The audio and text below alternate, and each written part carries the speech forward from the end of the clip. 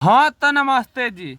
इस वीडियो को यदि देख लेते हैं तो आपका 5 से 6 नंबर आज पक्का हो जाएगा, क्योंकि इस चैप्टर से 5-6 नंबर हर साल ऑब्जेक्टिव पूछता है।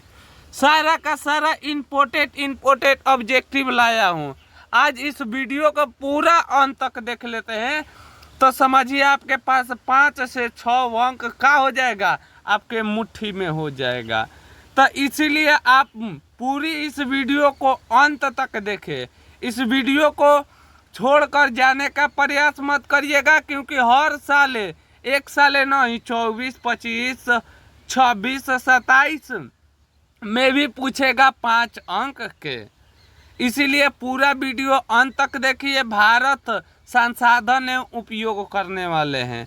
तो चलिए करते हैं वीडियो को स्टार्ट। यदि इस वीडियो को देख लेते हैं तो इससे बाहर आपका एक भी ऑब्जेक्टिव नहीं पूछेगा। सारा का सारा चुन कर इम्पोर्टेंट और महत्वपूर्ण ऑब्जेक्टिव लाया हूँ।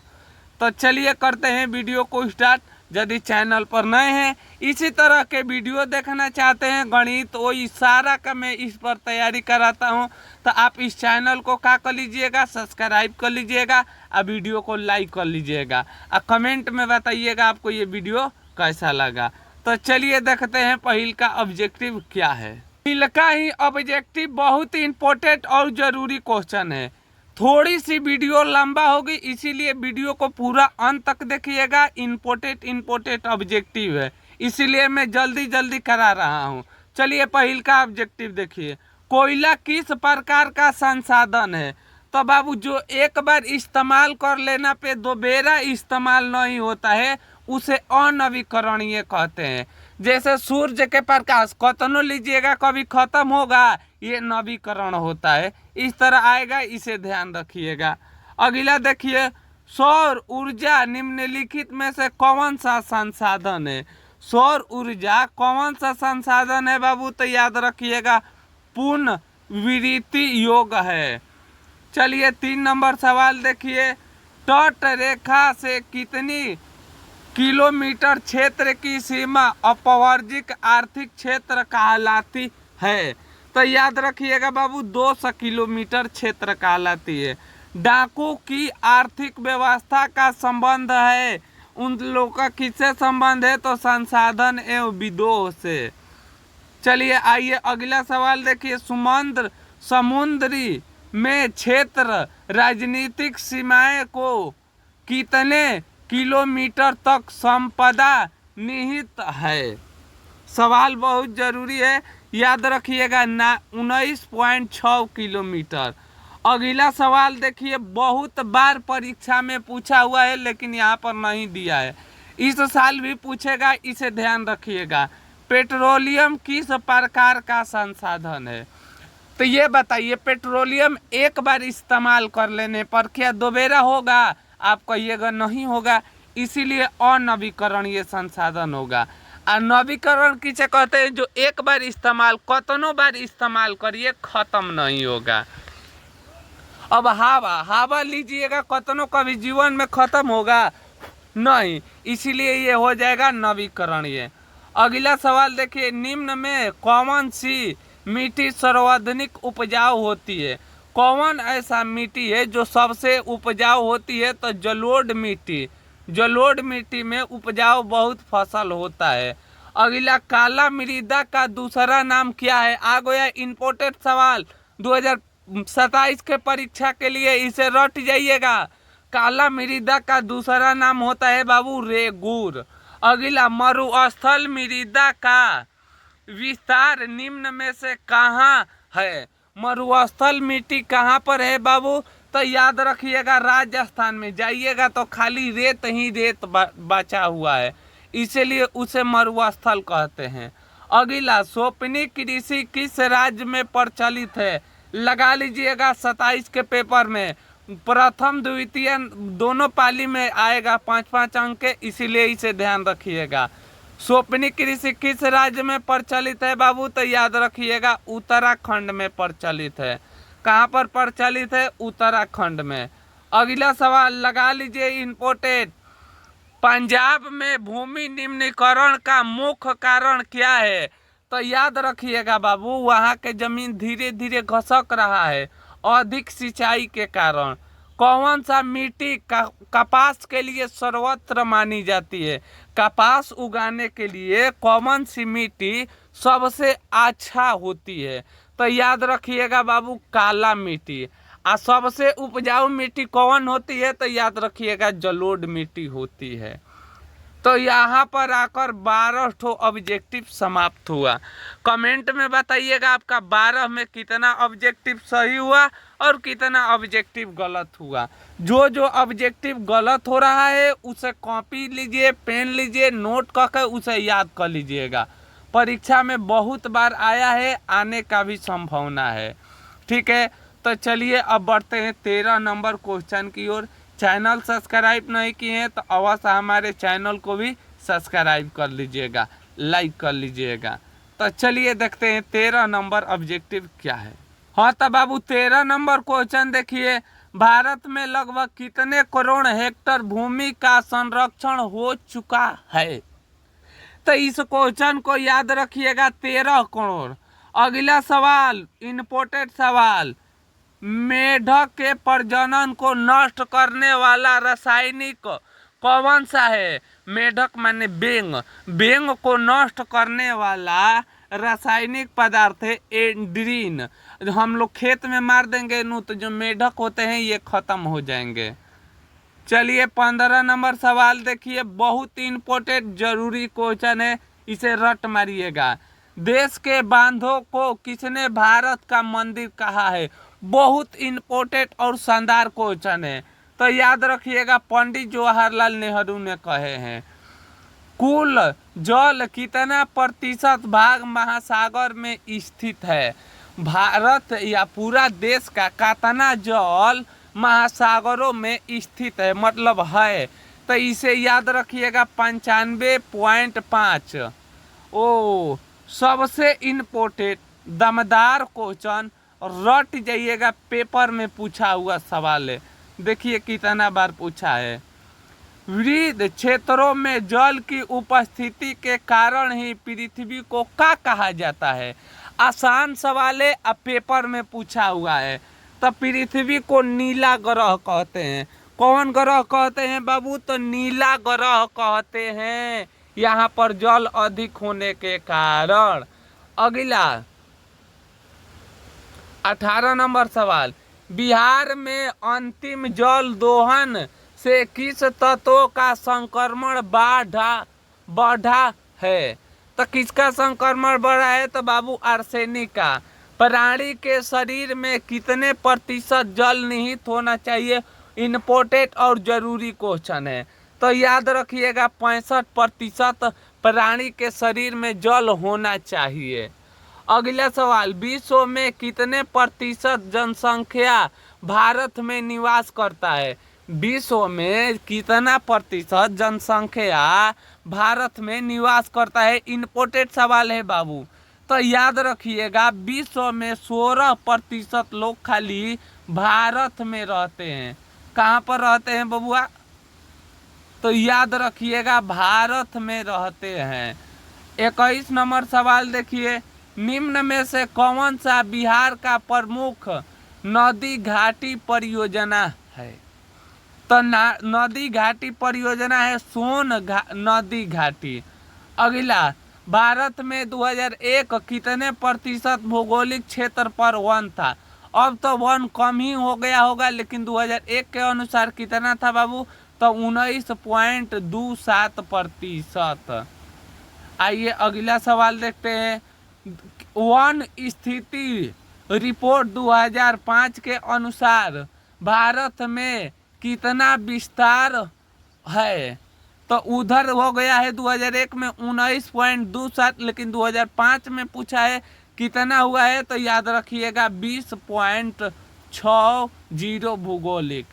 बिहार में कितने प्रतिशत भूगोलिक क्षेत्र पर वन है? सबसे इम्पोर्टेंट और जरूरी क्वेश्चन है, परीक्षा में पूछेगा, तो याद रखिएगा 7.1%। अगला सवाल देखिए, पूर्ववर्ती राज्य के 128 आदिवासी जिले में देश की कुल क्षेत्रों का कितना वन है? तो याद रखिएगा 60.11 है।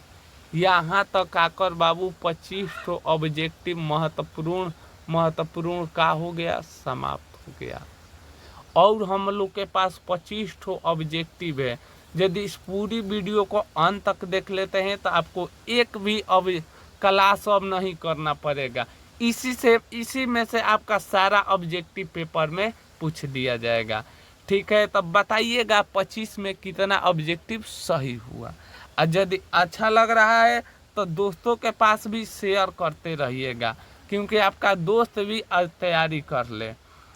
तो चलिए बढ़ते हैं 26 नंबर क्वेश्चन की ओर। चैनल को भी सब्सक्राइब कर लीजिएगा। हाँ तो बाबू 26 नंबर क्वेश्चन देखिए, भारत के किस राज्य में वन सबसे अधिक है? इम्पोर्टेंट सवाल और महत्वपूर्ण सवाल है। तो याद रखिएगा भारत में सबसे ज़्यादा मध्य प्रदेश में वन है। बिहार संरक्षण एवं प्रबंधन की दृष्टि से वनों की वर्गीकृत किया गया है। वनों को कितने भागों में बांटा गया है? तो याद रखिएगा 3 भागों में बांटा गया है। आइए अगला सवाल देखते हैं। 2001 की जनगणना के अनुसार भारत की आबादी कितना थी?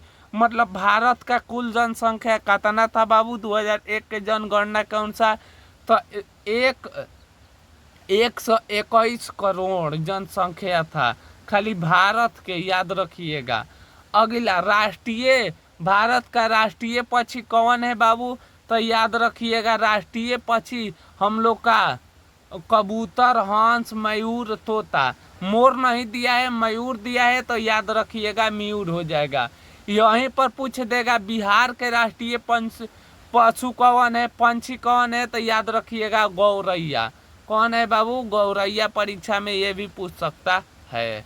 अगला, चरक का संबंध किस देश से है? तो याद रखिएगा बाबू चरक का संबंध हम लोग का भारत देश से है। टोक्सल का उपयोग होता है। टोक्सल का उपयोग कहाँ पर होता है? तो कैंसर में होता है। किसी व्यक्ति को कैंसर हुआ था, ये दवाई लगाया जाता है। विश्व पर्यावरण दिवस कब मनाया जाता है? विश्व में बाबू पर्यावरण दिवस कब मनाया जाता है? तो याद रखिएगा 5 जून के। संविधान की धारा 21वां संबंध है।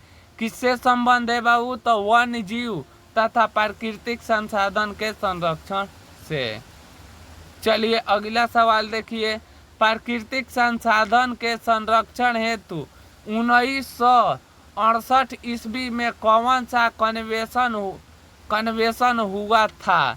परीक्षा के लिए दमदार और इम्पोर्टेंट क्वेश्चन है, तो याद रखिएगा अफ्रीका कन्वेंशन पारित हुआ था। निम्न में से कौन सा ऐसा जीव है जो केवल भारत में ही पाया जाता है? सबसे डाउट लोग इसमें कहते हैं डॉल्फिन होगा, कोई कहते हैं घड़ियाल होगा। तो याद रखिएगा बाबू मैं इसका राइट आंसर आज बता दे रहा हूँ। कौन ऐसा जानवर है जो खाली भारत में पाया जाता है? तो घड़ियाल। घड़ियाल एक ऐसा जानवर है जो भारत में पाया जाता है। चलिए अगला सवाल देखिए, किस खनिज को उद्योग की जननी कहा जाता है? लोहा। निम्न में से कौन लौह अयस्क का एक प्रकार है? तो लौह अयस्क का एक प्रकार याद रखिएगा हेमेटाइट। ये सब सारा कोयला के प्रकार है। भारत का सबसे लौह अयस्क उत्पन्न वाला राज्य कौन है? सबसे ज्यादा लोहा कहाँ पर उगाया जाता है? तो याद रखिएगा बाबू परीक्षा के लिए बहुत जरूरी और इम्पोर्टेंट सवाल है। लोहा उगाया जाता है हम लोगों का झारखंड में, लोहा सबसे अधिक मिलता है। अगला चलिए सवाल देखिए, भारत का लगभग कितने खनिज पाए जाते हैं? खनिज भारत में कितने पाए गए हैं? तो 100। अगला, इनमें से कौन लोह युक्त खनिज का उदाहरण है बाबू?